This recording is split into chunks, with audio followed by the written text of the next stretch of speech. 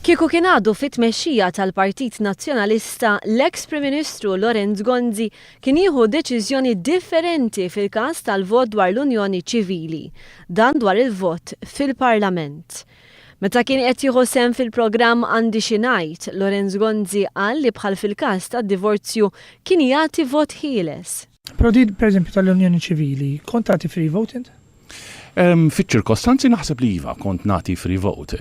Pożizzjoni simili kienet tissodisfa l-fazzjoni aktar liberali tal-Partit Nazzjonalista li qabel il-vot ta' April li għadda kienet qiegħda tafas biex tal-inqas ikollha vot ħieles. Iżda Simon Busuttil ċeda l-pressjoni tal-fazzjoni aktar konservattiva u mara l-astensjoni. Meta fil-programm kien mistoqsi dwar din l-astensjoni tal-Partit Nazzjonalista, Lawrence Gonzi qal li l-grupp parlamentari qabel li astjeni għamel sewwa. Intant fil-programm l-eks Prim Ministru Lawrence Gonzi iddefenda tmexxija tal-kap tal-Oppożizzjoni Simon Busuttil. Fil-fatt meta kien qed jikkummenta dwar ir-riżultat diżappuntanti fl-elezzjoni tal-Parlament Ewropew, Lawrence Gonzi qal li Simon Busuttil ma kellux imur għal vot ta' fiduċja.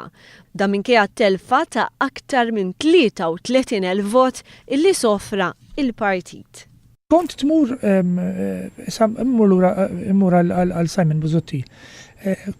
Wara dan ir-riżultat kont tmur qudiem l-Eżekuttiv jew qudiem il-Kunsill Ġenerali u titlob konferma jew le tal.